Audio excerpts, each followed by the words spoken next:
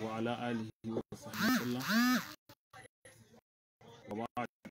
Assalamu alaikum wa rahmatullahi wa barakatuh. Mai magana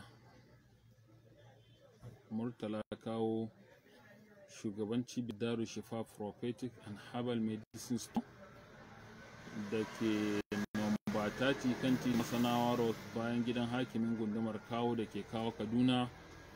Lamban waya 08037624598. Kuma ana iya tuntubar mu a YouTube channel namu mai suna Taskar Murtala Kawo domin samun bidiyoyi na inganta lafiyar jikinku da na iyalanku. Bayan haka muna ƙara kira ga al'umma a dinga ƙoƙari ana sharing ɗan al'amuran da muke bayyana ma al'umma domin inganta lafiyarsu. A duk lokacin da kai sharing ɗin wannan abubuwa wani ya amfana, kai ma kana da lada na musamman daga ubangijinka. Don haka yau Juma'a na ɗan so in ɗan taɓa wannan, in ba da wannan gudunmawan ne ba don komai ba, domin akwai wani bawan Allah da ya kira ni akan wannan larura. So da yawa kuma wannan laruran ana son masu fuskantanta, wanda yawanci za ga suna ta fama, suna ta magani abubuwa kaga dai sai a hankali. So cikin ikon Allah, bayan ya kira ni sai ne nazari ya ce to ya kamata ma mu ba da gudunmawa domin al'umma su amfana da wannan fa'ida sanadiyansa. Shi ma in yana tare da mu ya amfana ba tare da ya kashe kuɗi an hada mai magani ba. Zai iya zuwa ya harhaɗa waɗannan magungunan da za mu faɗi domin su inganta lafiyarsa. So da yawa akan samu matsala na rashin jin ƙamshi ko wari ga ɗan adam, wanda wannan cuta da ake samu waɗanda ake kira allergies, sinusitis, rhinitis, su suke haifar da waɗannan abubuwa a ƙarƙashin wata jijiya da muke kira da Hausa jijiya jiƙamshi.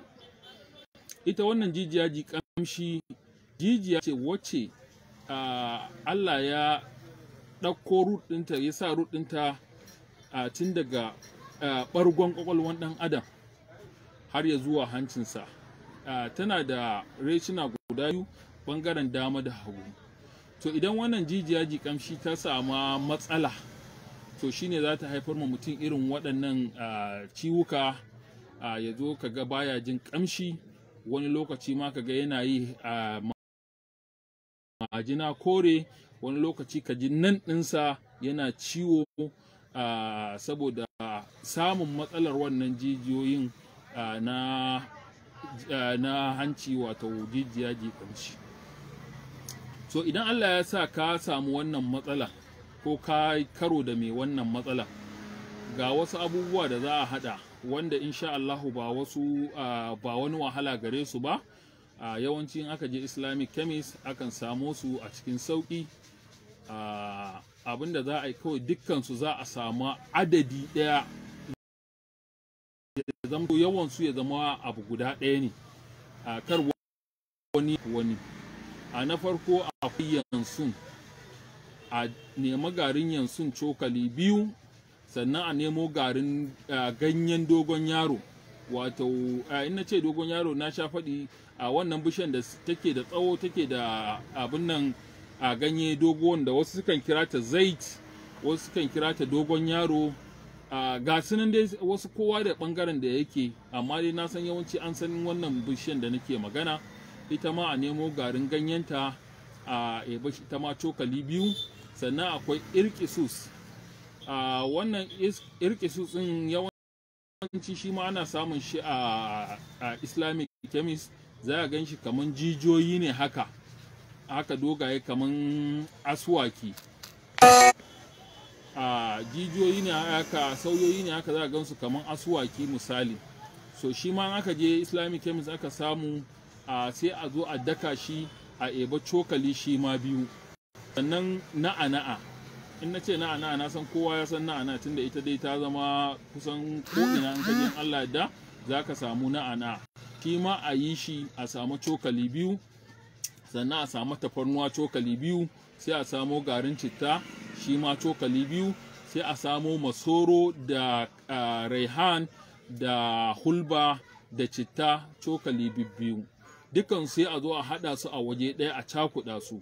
Idan aka cakuɗa su sai a tafasa ruwa. Idan aka tafasa ruwa sai a eba teaspoon ɗaya a zuba a ruwan da aka tafasa rabin kofi.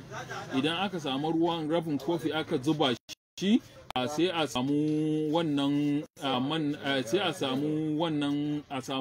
na'ana ɗan misira, sai a zuba a wannan ruwa rabin kofi da wannan maganin teaspoon ɗaya.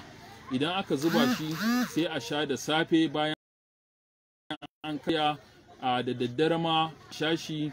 Haka za a dinga sha. Idan son samu ne, idan abin ya yi mutum tsanani zai iya ɗan iban garin sai ya yi hayaƙi da shi.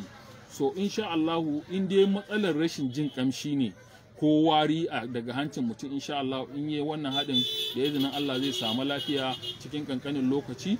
Wannan jijiyo na kamshi za su warware su samu lafiya. Allah ya ba mu lafiya, Allah ya sa mu yi sallan juma'a lafiya, ya zauna da ƙasar mu Najeriya lafiya, ya haɗa mu da halal ɗinmu, ya haramta mana cin haram. Amin. Na gode. Mai magana shugaban cibiyar Daru Shifa Prophetic and Herbal Medicine Store da ke namba taci kan titin Masanawa Road bayan gidan hakimin gundumar Kawo. Kar a manta a je YouTube channel namu mai suna Taskar Murtala Kawo, ko Facebook namu dai da ake bi mai suna Taskar Murtala Kawo. Za a samu bidiyoyinmu domin samun ingantattun magani da izinin Allah. A huta lafiya.